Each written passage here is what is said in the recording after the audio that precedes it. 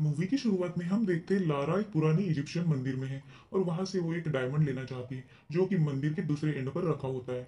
Lara जैसे ही उस हीरे के पास चली जाती है तभी उस पर एक बड़ा रोबोट हमला कर देता है। इन दोनों में काफी इंटेंस फाइट चलती है, लेकिन कॉम्बैट में माहिर लारा उस रोबोट के मोटिवेशन सर्किट को बंद कर देती है और फिर उस डायमंड को ले लेती है। लेकिन बाद में हम देखते हैं कि वो कोई डायमंड नहीं बल्कि एक मेमोरी कार्ड है जिस पर लेबल होता है लारा के पार्टी मिक्स।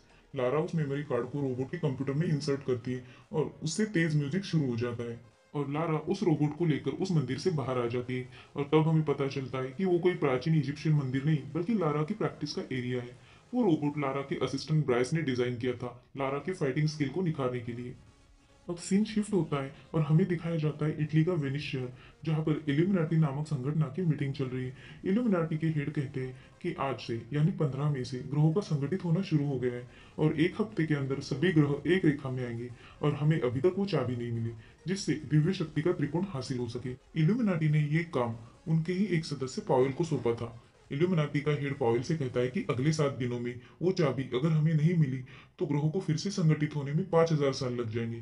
लेकिन पावेल कहता है कि वो उस चाबी को एक हफ्ते के अंदर ढूंढ लेगा, जबकि पावेल को खुद ही इस बात का कोई आइडिया नहीं होता कि वो चाबी है कहाँ। इसी दिन 15 मई को लारा के पिताजी यानी रिचर्ड क्रॉफ्ट गायब हो गए थे और काफी समय होने के बाद भी वो वापस नहीं आए थे, तो उन्हें मरा हुआ मान लिया जाता है। लारा उस दिन काफी नाराज होती है, वो अपने पिताजी की ग्रेव को विजिट करती है। उसी रात लारा अपने टेलीस्कोप में प्लैनेट को देखती है और उसके बटलर को बताती है कि ये 9 ग्रह एक ही हफ्ते में एक रेखा में आने वाले हैं।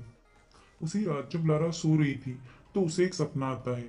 उसके पिताजी ने उसे ग्रहों के संगठन और दिव्य शक्ति के त्रिकोण के बारे में जो भी बातें बताई थी वो लारा को सपने में दिखती है और इस सपने की वजह से लारा की नींद खुल जाती है। तभी उसे घड़ी की टिक टिक करने की आवाज आती है। इससे पहले कभी ऐसी आवाज उसने नहीं सुनी थी। लारा उस घड़ी के आवाज को फॉलो करके एक सीक्रेट चेंबर के पास पहुंचती है। वो कंफर्म होती है कि आवाज उसी चेंबर से आ रही, तो वो उस चेंबर को तोड़कर उसके अंदर चली जाती है, जहां पर उसे एक बड़ा सा संदूक मिलता है जिसके अंदर एक घड़ी होती है।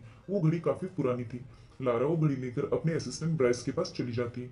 ब्राइस तो कहता है ये एक नॉर्मल घड़ी है, लेकिन लारा उसे बताती है कि ये घड़ी पता नहीं कब से उस चेंबर में थी। लेकिन जैसे ही ग्रहों का संगठन हो रहा है तभी ये घड़ी चालू हो गई। इसमें जरूर कुछ राज है। तब ब्राइस को उस घड़ी के अंदर कैमरा से कुछ चीज दिखती है। वो क्या है जानने के लिए लारा उस घड़ी को हथौड़े से तोड़ देती है। उसके अंदर उन्हें एक खास घड़ी मिलती है। उस घड़ी के बारे में ज्यादा जानकारी के लिए लारा उसके पिताजी के दोस्त मिस्टर विल्सन को मिलने उनके ऑफिस चली जाती है। उसी ऑफिस में लारा को एलेक्स मिलता है जो कि लारा का एक्स बॉयफ्रेंड था। एलेक्स भी लारा की जैसा ही एक आर्कियोलॉजिस्ट है। कुछ समय पहले एलेक्स और लारा साथ में काम भी करते थे, लेकिन एलेक्स ने लारा की कुछ प्राचीन चीजें चुराई थी और इससे गुस्सा होकर लारा ने एलेक्स से कांटेक्ट तोड़ दिया था।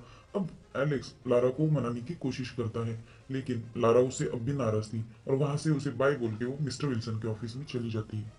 लारा मिस्टर विल्सन को बताती है कि इस घड़ी के पीछे कुछ ऐसी डिजाइनिंग है जैसे ये घड़ी ना होकर एक चाबी हो। लारा कहती है कि ये घड़ी समय की उल्टी दिशा में चल रही है, जैसे कि कोई चीज के समाप्त होने में कितना समय बाकी है ये बता रही हो, और इसकी रोशनी दिन ब दिन तेज होती जा रही है। मिस्टर विल्सन लारा से झूठ बोलते हैं कि वो इस घड़ी के बारे में कुछ नहीं जानते, लेकिन उसी दिन विल्सन लारा को कॉल करके उसे एक बंदे का नाम बताते हैं जो उस घड़ी को समझने में लारा की मदद करेगा। उसका नाम होता है पॉवेल। यहाँ पर हम समझ जाते हैं कि विल्सन भी इल्यूमिनाटी संस्था के सदस्य है। दूसरे दिन लारा पॉवेल से मिलने उसके घर चली जाती और पॉवेल को घड़ी की फोटो दिखाती। पॉवेल उस फोटो को गौर से देखकर कहता है कि ये काफी नायाब चीज है, मैंने ऐसी चीज पहले कभी नहीं देखी। पॉवेल से बात करते समय लारा समझ जाती कि पॉवेल उससे झूठ बोल रहा था। पावेल को उस घड़ी के बारे में पहले से ही पता था। उसी रात जब लारा रोप एक्सरसाइज करती है तभी कुछ कमांडोज उसके घर में घुस जाते।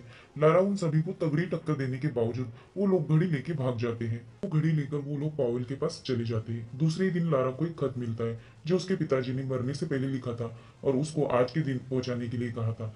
उस लेटर में एक फेमस पोइट की लिखी हुई कविता होती है। लारा उस बुक को उठाती है जिसमें यह कविता लिखी है। उस बुक के पिछले पन्ने पे लारा को उसके पिता का लिखा हुआ खत मिलता है जिसमें वो लिखते हैं कि हजारों साल पहले जब ये 9 ग्रह एक रेखा में संगठित हुए थे तब पृथ्वी पर उल्कापात हुआ था और ये दिव्य त्रिकोण उसी उल्कापात के तारे से बना हुआ था। दिव्य त्रिकोण को मानने वाले लोग उस त्रिकोण को पूजने लगे, क्योंकि उस त्रिकोण में समय को नियंत्रित करने की एक अद्भुत शक्ति है। उस शक्ति का इस्तेमाल भले या बुरे काम के लिए किया जा सकता था।